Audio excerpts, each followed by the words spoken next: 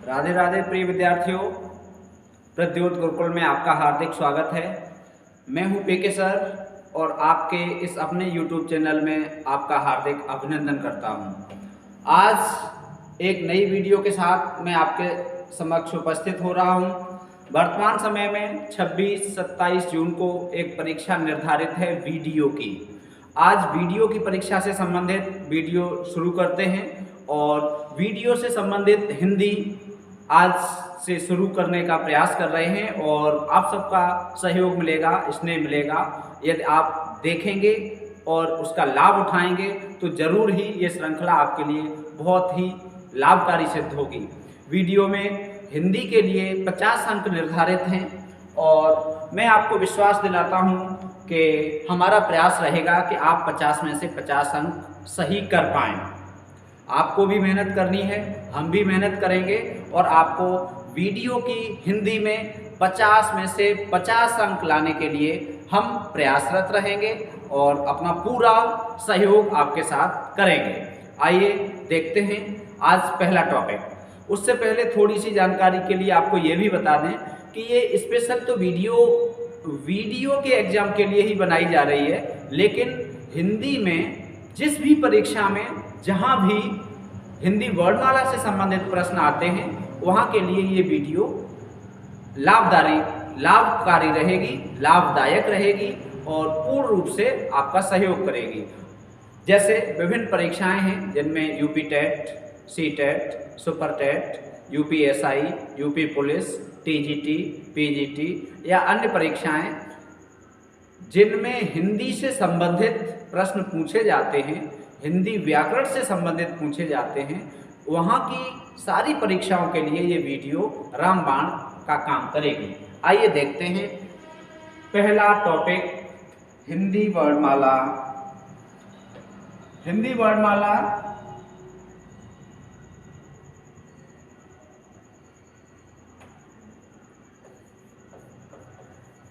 पढ़ेंगे आज से हम लोग। कोशिश करेंगे कि एक ही वीडियो में हिंदी वर्णमाला कंप्लीट हो जाए। वैसे तो ये बहुत बड़ा टॉपिक है और बहुत समय चाहिए, लेकिन फिर भी जो महत्वपूर्ण बातें हैं वो एक ही वीडियो में समाहित करने का प्रयास किया जाएगा और कुछ बातें छूटती भी हैं तो इस वीडियो के बाद एक प्रश्न श्रृंखला लेके आएंगे, उसमें हम उन प्रश्नों को समाहित कर लेंगे। आइए देखते हैं ऐसी वीडियो जिसमें पूरी वर्णमाला एक में ही समाहित करने का प्रयास किया जाएगा। हिंदी वर्णमाला।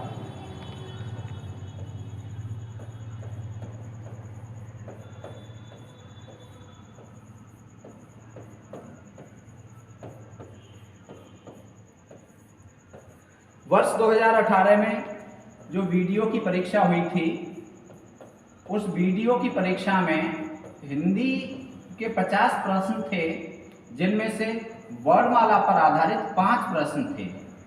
हमने पेपर देखा तो वर्णमाला पर आधारित 5 अंक थे। 5 अंक 5 प्रश्न बहुत महत्वपूर्ण भूमिका निभाते हैं, तो ये बहुत महत्वपूर्ण टॉपिक है आपकी परीक्षा की दृष्टि से। हिंदी वर्णमाला। व्याकरण में हम भाषा में व्याकरण का उपयोग करते हैं शुद्धता के लिए, विचारों अभिव्यक्तियों की शुद्धता और मानकता के लिए। तो जो हिंदी वर्णमाला है, हिंदी वर्णमाला, ये वर्णमाला क्या है, कितने वर्ड हैं और इनके अंतर्गत क्या क्या आएगा, आज इसी पर बात करते हैं। सबसे पहले हम जानते हैं कि वर्ड क्या है। वर्ड क्या है? किसी भी भाषा की सबसे लघुतम इकाई जिसके खंड न हो सके उसे वर्ड कहते हैं। किसी भी भाषा की सबसे लघुतम इकाई, सबसे लघुतम इकाई का मतलब होता है सबसे छोटी इकाई जिसके पुनः खंड न हो सके उसे वर्ड कहते हैं। सबसे लघुतम इकाई को वर्ड कहते हैं। जिसके खंड न हो उसे वर्ड कहते हैं। जिसके पुनः खंड न किए जा सकते हों, ऐसी इकाई भाषा की वर्ड कहलाती है। वर्ड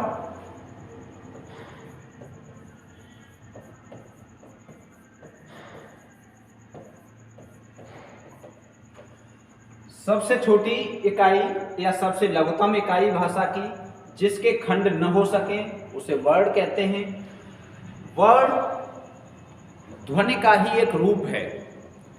वर्ड के साथ साथ हमें यहाँ ध्वनि भी समझ लेना चाहिए कि ध्वनि किसे कहते हैं। ध्वनि और वर्ड एक ही बात है। अंतर इनमें क्या है? ध्वनि उच्चरित रूप होता है, ये भी भाषा की सबसे छोटी इकाई है ध्वनि, लेकिन उच्चरित रूप में। कैसा रूप होता है? उच्चरित रूप। हम कहें कि सबसे भाषा की सबसे लघुतम इकाई, तो ध्वनि भी उत्तर होगा और वर्ड भी होगा। अब इनमें अंतर क्या है कि भाषा की सबसे छोटी उच्चरित इकाई कौन सी है? तो ध्वनि। और भाषा की सबसे छोटी लिखित इकाई या ध्वनि को जिन संकेतों द्वारा लिखा जाता है उसे वर्ड कहते हैं। तो ध्वनि और वर्ड दोनों ही सबसे लघुतम इकाइयां हैं। ये उच्चरित रूप होता है और ये लिखित रूप होता है। अर्थात ध्वनि को यदि हम ये एक ध्वनि हुई, ये उच्चारण किया तो ये हुई ध्वनि। और यदि हमने इसे बोर्ड पर लिख दिया एक संकेत के द्वारा इस तरह से, तो ये हुआ वर्ड। अर्थात जिसे हम उच्चरित करते हैं वो होती है ध्वनि, और किसी संकेत के द्वारा, लिप चिन्ह के द्वारा यदि हम उसे प्रकट करते हैं तो उसे कहते हैं वर्ड। तो वर्ड भाषा की सबसे लघुतम इकाई है। वर्णों के मेल से, वर्णों के सार्थक मेल से शब्द बनते हैं, शब्दों के मेल से या पदों के मेल से वाक्य बनते हैं, और वाक्यों से भाषा बनती है। तो भाषा में वर्णों का, ध्वनि का बहुत महत्व है। वर्ड आप समझ गए। यहाँ एक छोटी सी बात आपको और समझ लेनी चाहिए, अक्षर। आइए अक्षर पर भी बात करते हैं। अक्षर क्या है? न क्षरत इति अक्षरः, जिसका क्षरण न हो उसे अक्षर कहा जाता है। कुछ विद्वान वर्ड और अक्षर को समानार्थी समझते हैं। वर्ड और अक्षर को समानार्थी समझते हैं, अर्थात वर्ड का एक अर्थ अक्षर भी होता है। और कुछ विद्वान अक्षर की अलग से एक परिभाषा देते हैं। अक्षर का मतलब होता है ऐसा ध्वनि समूह जो एक ही झटके में उच्चरित हो सके, उसे अक्षर कहते हैं। ऐसा ध्वनि समूह, एक या एक से अधिक ध्वनियां, ऐसा ध्वनि समूह जो एक ही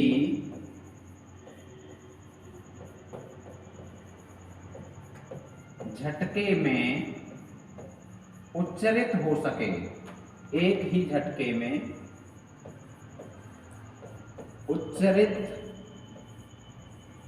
हो जाए, उसे अक्षर कहते हैं। एक ही झटके में उच्चरित हो जाए उसे अक्षर कहते हैं। उसे क्या कहते हैं? अक्षर। जैसे आ, जा, खा, ये अक्षर है, एक अक्षर।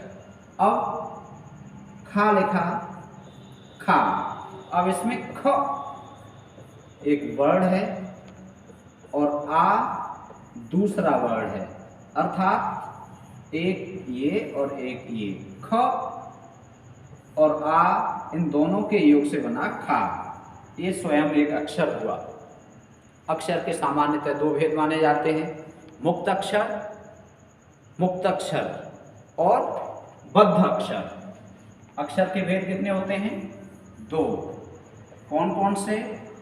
मुक्त अक्षर और बद्ध अक्षर। मुक्त अक्षर किसे कहते हैं? जिन अक्षरों के अंत में स्वर होता है ऐसे अक्षरों को मुक्त अक्षर कहा जाता है, और जिन अक्षरों के अंत में व्यंजन होता है या हल होता है उसे बद्ध अक्षर कहा जाता है। और मुक्त अक्षर में जैसे जिनके अंत में क्या होगा? स्वर होगा। जिनके अंत में स्वर होगा उसे कहा जाएगा मुक्त अक्षर, और जिनके अंत में व्यंजन होगा उसे कहा जाएगा बद्ध अक्षर। जैसे आपने कोई शब्द लिखा राम, अब इसमें व्यंजन है, अंत में हल चिन्ह लगा है, तो ये क्या हो गया? बद्ध अक्षर हो गया। और यहाँ आपने लिख दिया आ, जा, ये हो गया मुक्त अक्षर। अर्थात मुक्त अक्षर में अंत में स्वर होता है और बद्ध अक्षर में अंत में व्यंजन होता है। अब स्वर और व्यंजन, स्वर और व्यंजन को हम पढ़ेंगे। अक्षर और वर्ण आप समझ गए, दोनों ही ध्वनियाँ न्यूनतम सबसे छोटी ध्वनियाँ हैं, सबसे छोटी ध्वनियाँ हैं भाषा की। अक्षर और वर्ण कुछ विद्वान समानार्थी मानते हैं और कुछ विद्वान अलग अलग। अब जिसमें मुक्त अक्षर होगा उसमें क्या होगा, स्वर होगा, और जिसमें बद्ध अक्षर होगा उसके अंत में क्या होगा, व्यंजन होगा। ये आप समझ गए। अक्षर के और भी कई अर्थ हैं। नक्षरते अक्षरः, अक्षर आत्मा को भी कहा जाता है, अक्षर ईश्वर को भी कहा जाता है, अक्षर वर्ण को भी कहा जाता है। तो इस तरह से अक्षर और वर्ण आप दोनों समझ गए। अब यहाँ से आगे बढ़ते हैं। अब चलते हैं वर्णमाला पर। वर्णमाला, एक प्रश्न तो यही आता है परीक्षा में कि वर्णमाला किसे कहते हैं, वर्णमाला किसे कहते हैं। तो वर्णमाला किसे कहते हैं ये प्रश्न बनता है परीक्षा में। वर्णमाला वर्णों के व्यवस्थित रूप को वर्णमाला कहते हैं। वर्णों के व्यवस्थित रूप को वर्णमाला कहते हैं। किसे कहते हैं, वर्णों के व्यवस्थित रूप को।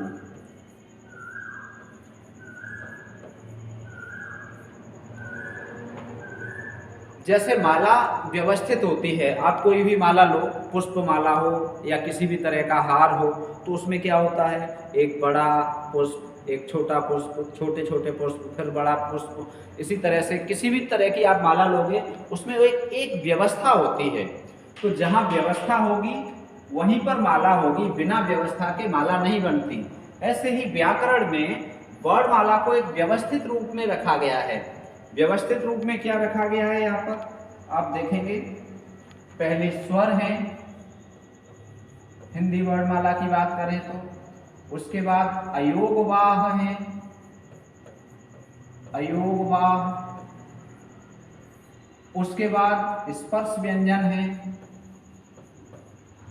स्पर्श व्यंजन के बाद अंतःस्थ व्यंजन है।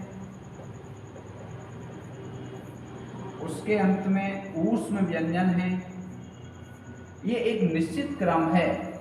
इस क्रम के अतिरिक्त हम वर्णों को नहीं रख सकते। हम ऐसा नहीं कर सकते कि ऊष्म व्यंजन पहले लिख दें और स्वरों को बाद में कर दें, या स्पर्श व्यंजन आगे ले आएं और स्वरों को बाद में कर दें। ये निश्चित क्रम है, इसीलिए इस क्रम को फॉलो करने के कारण, व्यवस्थित रूप होने के कारण वर्णों का व्यवस्थित रूप वर्णमाला कहलाया। अब अगला प्रश्न बनता है कि वर्णों की संख्या कितनी है। हिंदी वर्णमाला में वर्णों की संख्या, ये बहुत विवादित प्रश्न है। हिंदी के जो व्याकरण हैं, प्रसिद्ध व्याकरण, वो भी इसमें मतभेद रखते हैं। बहुत सारे विद्वान अलग अलग संख्या देते हैं, पुस्तकों में भी अलग अलग संख्या मिलती है। तो आइए आज इस प्रश्न का अच्छे से हल जानते हैं कि हिंदी में वर्णों की संख्या कितनी है। यदि ये प्रश्न आता है वर्णों की संख्या कितनी है, हिंदी में वर्णों की संख्या, तो हिंदी में वर्णों की संख्या आपको 52 बतानी है, 52। हिंदी में वर्णों की संख्या कितनी है, 52। अब 52 वर्ण कौन कौन से हैं ये भी हम पढ़ेंगे। कहीं कहीं आपको 46 मिलते हैं, कहीं 44 मिलते हैं। यदि 44 और 46 या 50 इस तरह की संख्या मिलती है तो इन पे भी हम आगे बात करेंगे कि ये संख्या क्यों बताई जाती है और ये संख्या कैसे होती है। 44 कैसे है, 46 कैसे है और 50 कैसे है, 52 कैसे है। हिंदी में 52 वर्ण हैं। हिंदी में वर्णों की संख्या कितनी है, 52। कई परीक्षाओं में पूछा गया है हिंदी में वर्णों की संख्या कितनी है, तो 52 वर्ण हैं हिंदी में। आइए देखते हैं 52 वर्ण कौन कौन से हैं।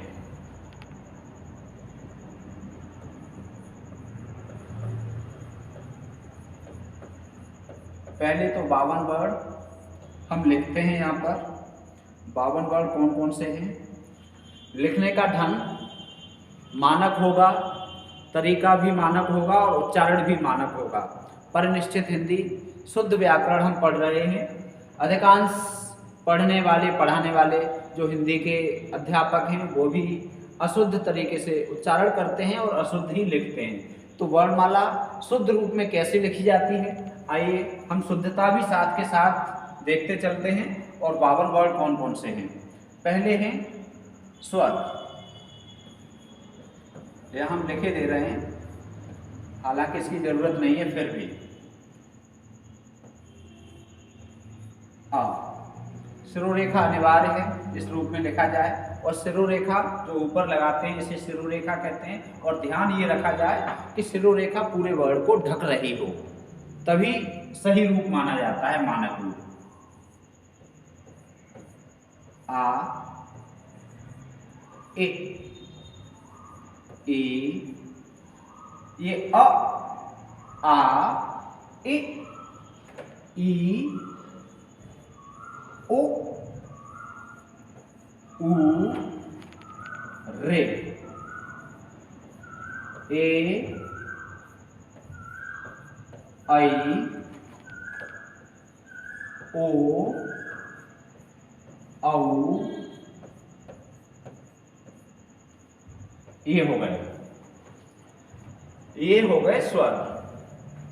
अ आ, छोटा अ नहीं, न छोटा न बड़ा आ ई ओ उ रे, इसे ऋषि कुछ लोग बोल देते हैं अशुद्ध। रे, ए आई ओ औ, इनकी संख्या 1 2 3 4 5 6 7 8 9 10 11, इनकी संख्या हुई 11। अर्थात एक प्रश्न जो ये आता है कि स्वरों की संख्या कितनी है, हिंदी वर्णमाला में स्वरों की संख्या कितनी है, तो स्वरों की संख्या है 11। ये हम याद रखेंगे, छोटा बड़ा करके याद नहीं रखेंगे कि छोटा आ है, बड़ा आ है, छोटी ए बड़ी ई, इस तरह से नहीं। अ आ ए ई, स्वर हो गए 11। अब देखते हैं स्वरों के बाद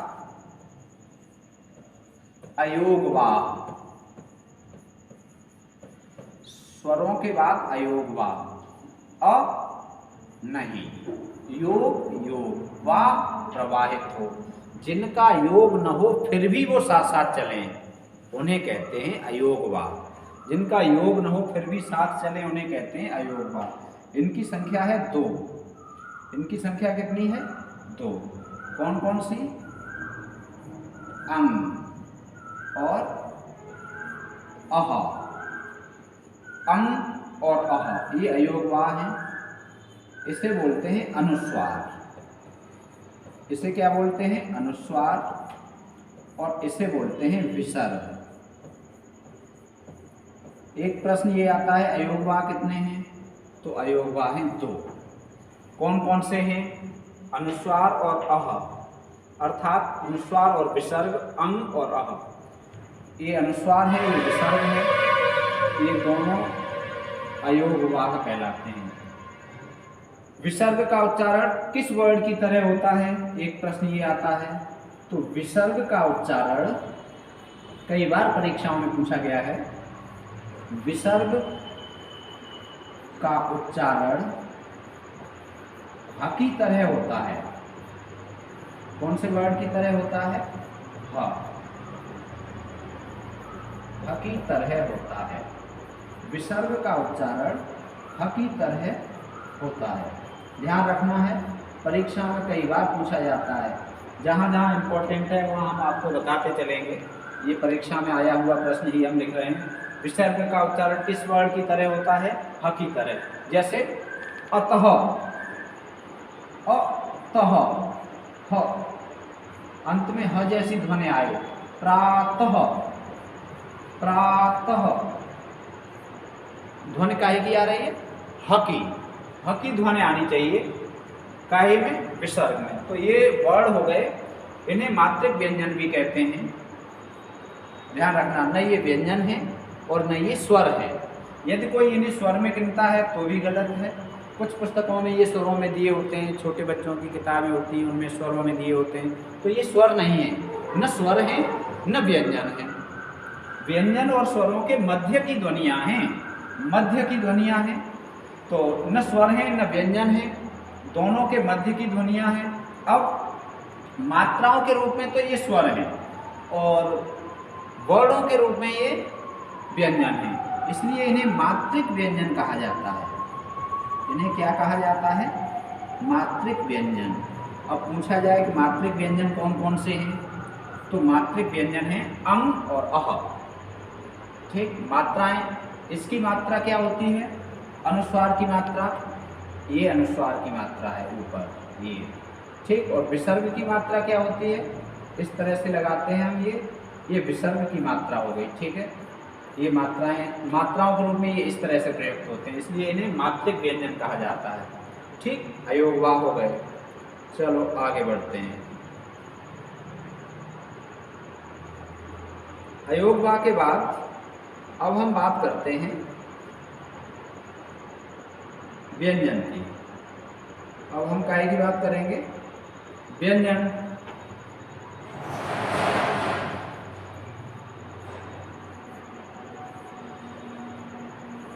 स्वर, स्वर तो हमने लिख लिए, स्वर 11 होते हैं। स्वर की परिभाषा में ये आता है, स्वर कहते किसे हैं ये भी समझ लीजिए। जो स्वतः उच्चारित हो जाएं उन्हें स्वर कहते हैं, अर्थात जिनके उच्चारण में किसी अन्य वर्ड की सहायता न लेनी पड़े उन्हें हम स्वर कहते हैं। अर्थात इसी बात को हम ऐसे भी कह सकते हैं कि जब हम उच्चारण करते हैं तो हमारे मुख विवर में कुछ अवरोध होते हैं और स्वरों के उच्चारण में कोई भी अवरोध नहीं होता, अर्थात मुख विवर से ध्वनि बिना किसी अवरोध के निकल रही है तो ऐसी ध्वनि स्वर है, और यदि अवरोध हो रहा है तो ऐसी ध्वनि व्यंजन है। दोनों परिभाषाएं एक साथ समझ लो। स्वतः उच्चारित होने वाले स्वर, स्वरों की सहायता से उच्चारित होने वाले व्यंजन, अर्थात व्यंजन हमेशा स्वरों की सहायता से ही उच्चारित होते हैं। बिना स्वर की सहायता के कोई भी व्यंजन हम उच्चारित नहीं कर सकते। हम लिख तो सकते हैं लेकिन उच्चारण नहीं कर सकते व्यंजन का। व्यंजन के उच्चारण के लिए स्वर आवश्यक है, व्यंजन स्वर के बिना अधूरा है, इसीलिए तो आधा है, आधा वर्ड लिखा जाता है, हल चिन्ह लगाया जाता है। तो व्यंजन किन्हें कहते हैं? जिनके उच्चारण में मुख विवर में श्वास वायु कहीं न कहीं अवरुद्ध हो उसे व्यंजन कहते हैं। जिन्हें उच्चारण करने के लिए स्वरों की सहायता लेनी पड़े उन्हें व्यंजन कहते हैं। स्वर स्वतः उच्चारित होते हैं। स्वरों की परिभाषा हमने आपको नहीं बताई है, स्वर यहाँ लिखा दिए, लेकिन हम बोल रहे हैं, आप चाहो तो वीडियो को रोक के लिख सकते हो, आपको जरूरी लग रही हो। जो स्वतः उच्चारित हो जाएं वो स्वर, जिन्हें किसी के जिन्हें किन्हीं वर्णों की आवश्यकता न हो उच्चारण के लिए वो स्वर, और जो स्वर की सहायता से उच्चारित होते हैं उन्हें व्यंजन कहते हैं। ऐसी ध्वनियाँ, ऐसी ध्वनियाँ जिनके उच्चारण में, जिनके उच्चारण में मुख विवर में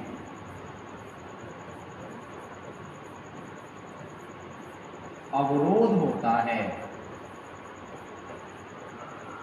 मुख विवर में अवरोध होता है, उसे कहते हैं व्यंजन। उसे क्या कहते हैं? व्यंजन। अथवा हम इसे ऐसे भी लिख सकते हैं, ऐसी ध्वनियाँ जो स्वरों के सहयोग से ही उच्चारित हो सकें।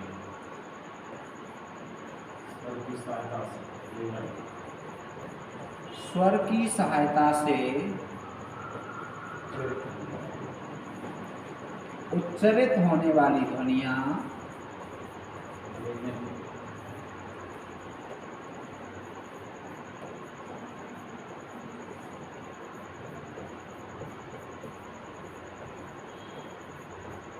स्वर की सहायता से उच्चारित होने वाली ध्वनियाँ व्यंजन कहलाती हैं।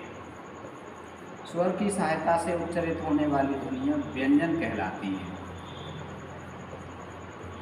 ये तो परिभाषा हो गई व्यंजनों की। व्यंजन कहते किसे हैं ये आप समझ गए होंगे। मुख व्यवहार में अवरोध हो या स्वरों की सहायता से जिनका उच्चारण हो उन्हें कहते हैं व्यंजन। आइए अब देखते हैं व्यंजन हैं कितने।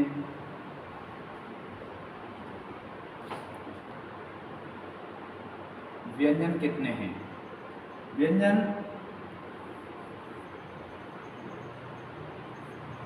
क, ख, ग, घ, ङ।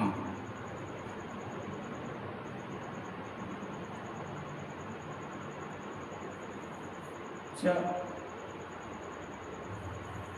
ये देखने का होगा।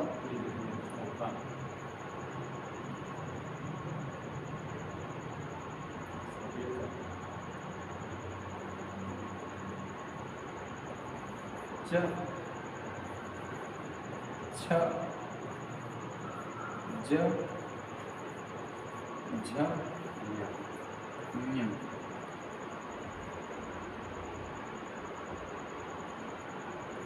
ट, ठ, ड, ढ, ण।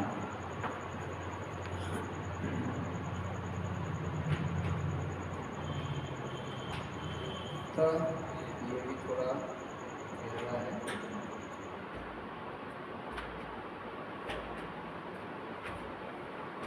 तो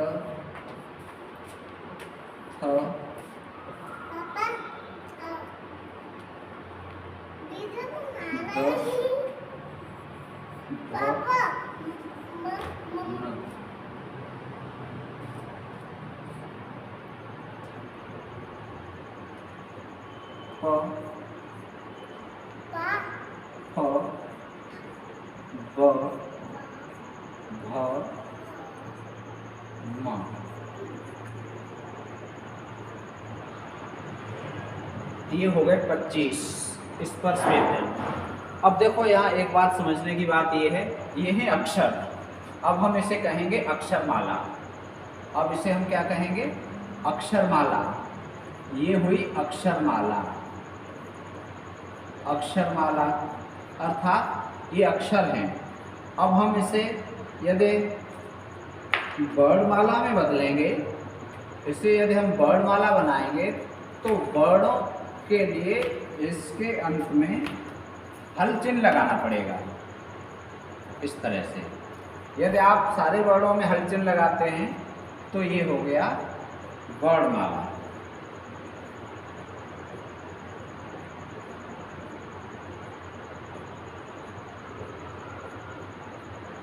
ये हल चिन्ह है, इसे हलंत बोलते हैं। अब ये वर्णमाला हो गई। इसके बाद आगे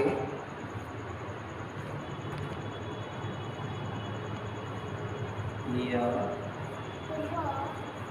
र, ल, व।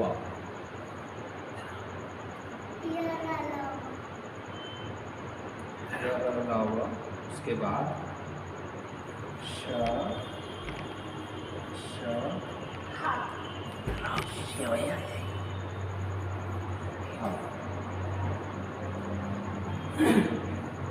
बेटा इधर पढ़ जाओ। पापा मैं आपको बुलाने आई।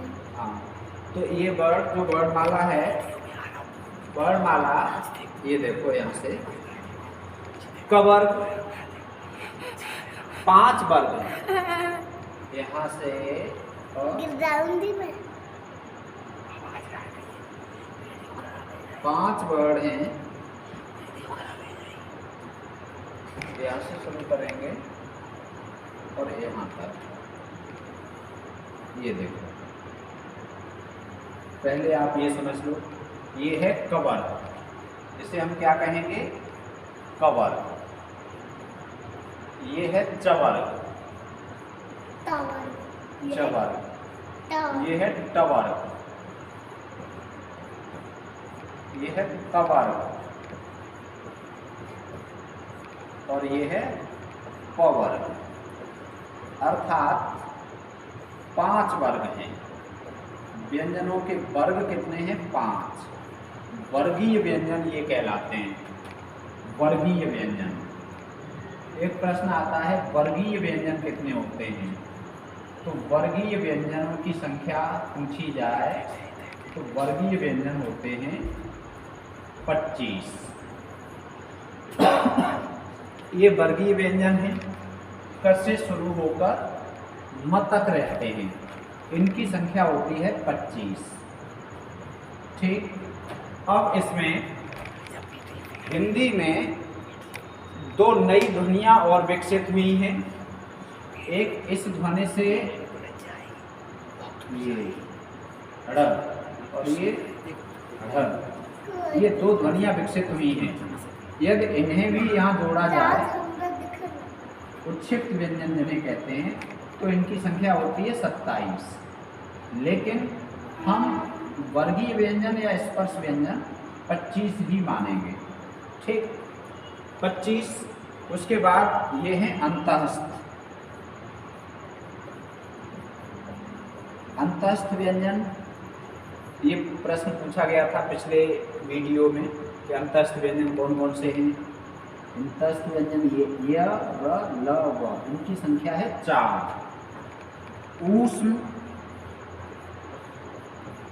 ऊष्म व्यंजन, इनकी संख्या है 4। पहले हम संख्या समझ लें, फिर अंतःस्थ क्यों कहते हैं इन्हें। ये अंतः स्थित होते हैं, अंदर स्थित होते हैं। ये स्वर और व्यंजनों के मध्य की ध्वनियाँ हैं, स्वरों के बहुत नज़दीक ध्वनियाँ हैं। ये अंतःस्थ व्यंजन स्वरों के नज़दीक हैं। कैसे हैं? ईयड़ संधि में जब हम पढ़ते हैं तो ईयड़ संधि में जो ए है इसका परिवर्तन य में होता है। र है य, र, ल, व, इनका परिवर्तन स्वरों में होता है। स्वर और ये एक दूसरे से मिलते हैं, इसलिए ये दोनों, ये चारों अंतःस्थ हैं और स्वरों से बहुत मिलते जुलते हैं। य, र, ल, व। ठीक। यड़, इक का परिवर्तन यड़ में होता है। इ, उ, रि, लृ। इ का य में, उ का व में, लृ का ल में और रे का र में। अर्थात ये अंतःस्थ हैं, स्वरों से बहुत मिलती जुलती ध्वनियाँ हैं। ऊष्म, जिनके उच्चारण में मुख विवर से गर्म श्वास बाहर निकलती है, उन्हें ऊष्म व्यंजन कहते हैं। इनकी संख्या भी पूछी जाती है परीक्षा में, तो इनकी संख्या है 4। इसके बाद आगे बढ़ते हैं, आगे देखते हैं संयुक्त व्यंजन। संयुक्त व्यंजन, हिंदी वर्णमाला में संयुक्त व्यंजनों की संख्या 4। श, त्र, ज्ञ और स्र। इनका उच्चारण और इनका एक प्रश्न यहाँ से आता है। श, इसका क, श और अ, इन 3 वर्णों से बना है क्ष। तो जब हम उच्चारण करें तो क और श की ध्वनि आए। क्ष, कक्षा, शिक्षा, और हम बोलते क्या है? कक्षा। वो च और छ की ध्वनि आ रही है, कक्षा।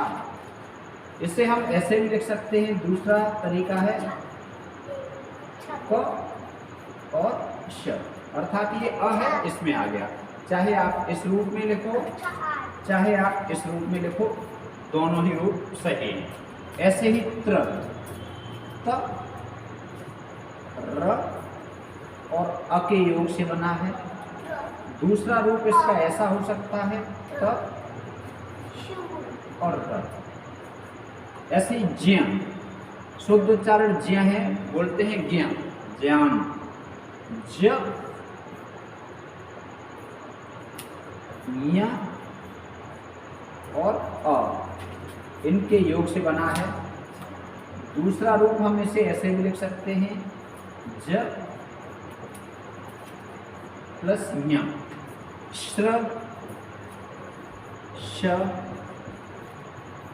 र और अ के योग से बना है।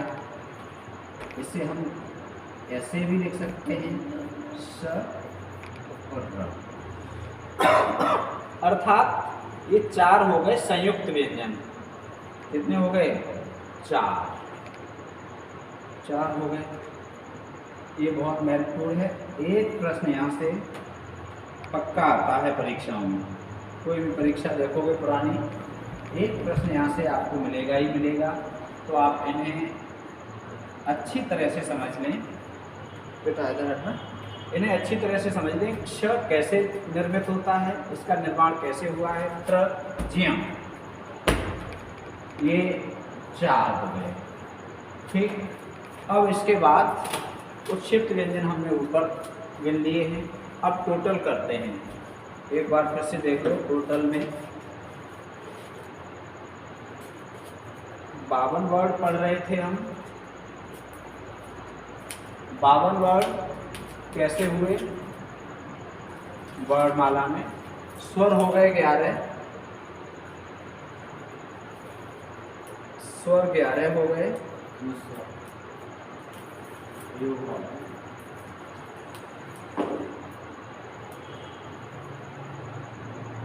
चलो वही देखे ले रहे हैं। स्वर 11 हैं, अयोगवा 2 हैं। और बढ़ो, बढ़िए। इनकी संख्या भी पूछी जाती है अलग अलग। बेटा हट जाओ।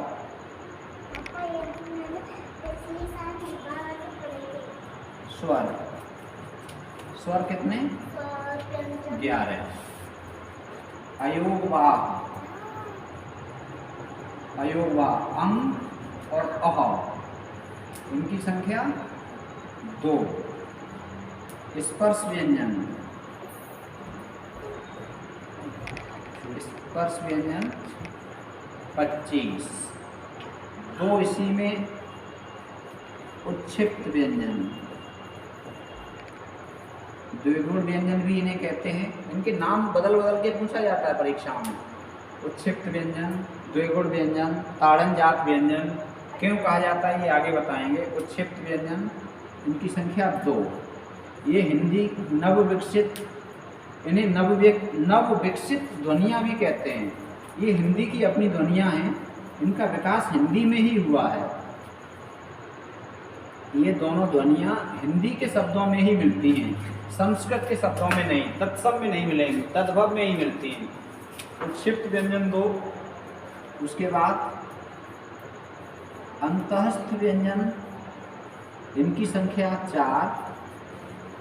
उसके बाद ऊष्म व्यंजन, ऊष्म व्यंजन जिनके उच्चारण में ऊष्म वायु निकलती है इसलिए इन्हें ऊष्म कहते हैं।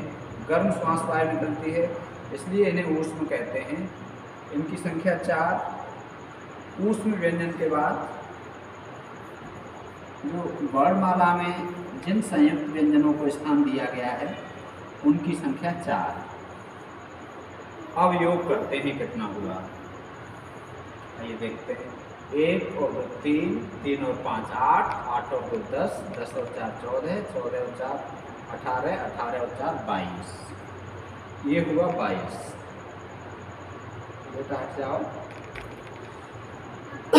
22 की हासिल 2, 2 और 1 3, 3 और 2 5, 5 ये हुए। ये 52 वर्ड हुए। हिंदी वर्णमाला में 52 वर्ड कौन कौन से माने जाते हैं वो हैं ये 52 वर्ड। स्वरों की संख्या पूछी जाती है, प्रश्न बहुत आता है परीक्षाओं में। हिंदी वर्णमाला में स्वर कितने हैं तो कितने बताने हैं? 11। अयोगवा कितने हैं? अयोगवा कितने हैं? 2। अंग और अह। स्पर्श व्यंजन कितने हैं? 25। क से म तक। उत्क्षिप्त व्यंजन कितने हैं? द्विगुण व्यंजन कितने हैं? ताड़नजात व्यंजन कितने हैं? इनका द्विस्पृष्ट व्यंजन कितने हैं? इनके कई नाम हैं तो इनकी संख्या है 2। अंतःस्थ व्यंजन कितने हैं? 4। ऊष्म व्यंजन, अंतःस्थ व्यंजन य, र, ल, व। ऊष्म व्यंजन श, स, ह 4। संयुक्त व्यंजन 4। इनकी कुल संख्या हुई 52।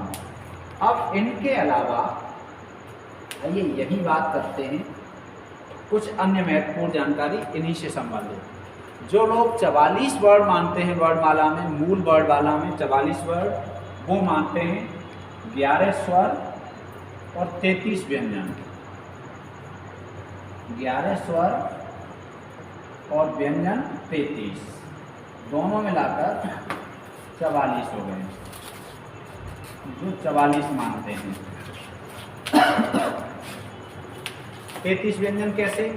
स्वर 11 ये, 33 ऐसे, 25 ये, 4 और 4 8 ये, 25 और 8 33, 33 और 11 44। जो 46 मानते हैं वो अयोगवा भी इसमें जोड़ लेते हैं, 2 अयोगवा जोड़ देते हैं, उनके हो गए 46। जो लोग 50 मानते हैं वो इसमें 4 संयुक्त व्यंजन और जोड़ देते हैं, तो उनके हो गए 50। 4 इसमें जोड़ दोगे संयुक्त व्यंजन तो हो गए 50। लेकिन ये मानक नहीं है। मानक वर्णमाला, अभी जो मानक वर्णमाला है उसमें 52 वर्ड माने जाते हैं। कितने माने जाते हैं? 52। अब इसके अतिरिक्त 2 ध्वनियाँ, 2 तरह की ध्वनियाँ और हैं जो हिंदी वर्णमाला में, जैसे भोलानाथ तिवारी हैं, तो उन्होंने हिंदी की वर्णमाला में जो स्वर हैं उन स्वरों में रे को स्थान नहीं दिया है। रे को स्थान नहीं दिया है, वो कहते हैं एक आगत स्वर है, समझ लो, आगत स्वर। यदि आगत स्वर पूछा जाए तो ये है औ। बहुत महत्वपूर्ण है, परीक्षा में पूछा जाता है। आगत का अर्थ होता है आया हुआ, जो दूसरी भाषा से आता है, दूसरे देश से आया है या दूसरे भाषा से आया है, उसे कहते हैं आगत। तो ये अंग्रेजी से आया है। ये प्रश्न पूछा जाता है कि ये स्वर कौन सी भाषा से आया है? ये आया है अंग्रेजी से। आपको ये याद रखना चाहिए, बहुत महत्वपूर्ण बात है, परीक्षाओं में कई बार पूछा गया है। अंग्रेजी से आया है और ये हमेशा अंग्रेजी के ही शब्दों में प्रयुक्त भी होता है। इसका दूसरा नाम शिशु स्वर भी है, इसे शिशु स्वर भी कहते हैं। अब शिशु स्वर क्यों कहते हैं? बाकी स्वर शिशु क्यों नहीं है और ये शिशु क्यों है? ये इसलिए कि बाकी जो स्वर हैं वो सारे स्वर संस्कृत से हिंदी में आए हैं, और हमारी संस्कृत की परंपरा हजारों वर्ष पुरानी है। लगभग वैदिक संस्कृत आज से लगभग 5000 साल पहले थी, लौकिक संस्कृत तो वहाँ से स्वर आए हैं, तो वो 4-5 हज़ार साल पुराने हैं। और ये जब हमारे देश में अंग्रेज आए 16वीं शताब्दी के बाद, तब उसके बाद अंग्रेजी आई और अंग्रेजी के प्रयोग के साथ इसका प्रयोग होना शुरू हुआ, इसलिए ये एक नया स्वर है हिंदी में और इसने अपना स्थान भी बना लिया है। और ये हमेशा अंग्रेजी के शब्दों में ही प्रयुक्त होता है, जैसे कॉलेज। अब आपने कहीं कहीं ऐसा कॉलेज लिखा देखा होगा, ये ध्यान रखें, ये अशुद्ध है। कॉलेज ऐसे ही शुद्ध होगा, ओ स्वर आएगा, और इसमें ये ध्यान रखेंगे, ये चंद्रबिंदु और ये ओ, इन दोनों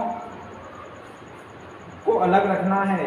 ये ओ ये भी नहीं है और ये भी नहीं है, ठीक। कॉलेज, डॉक्टर, ऑफिस, ये सारे शब्द काय के हैं? ये सारे ही शब्द अंग्रेजी के हैं। इस तरह से ऐसे बहुत सारे शब्द प्रयुक्त होते हैं हिंदी में, तो ये अंग्रेजी के शब्दों में प्रयुक्त होने वाला ये आगत स्वर है, ठीक। इसे वर्णमाला में अभी स्थान नहीं मिल पाया है। आगे बात करते हैं आगत व्यंजनों की। क्या की बात करते हैं? आगत व्यंजन, यहीं पर समझ लीजिए। आगत का मतलब आया हुआ, व्यंजन, कुछ व्यंजन भी आगत हैं हिंदी में। जो व्यंजन आगत हैं उन्हें देखेंगे यहाँ पर कौन कौन से व्यंजन हैं। जैसे क, इसके नीचे ये नुक्ता जो बिंदु लगाते हैं नीचे इसे कहते हैं नुक्ता। ख नुक्ता, ग नुक्ता लगाएंगे, ज नुक्ता लगाएंगे, फ नुक्ता लगाएंगे। ये अरबी फारसी से आगत हैं, इन्हें भी हम ध्यान रखेंगे। ये ध्वनियाँ अरबी फारसी से आगत हैं। कैसे आगत हैं? अरबी फारसी से। 5 ध्वनियाँ हो गई ये। क सामान्यतः हिंदी भाषी तो इनमें और उनमें कोई अंतर नहीं करते, न तो उच्चारण में और न लेखन में।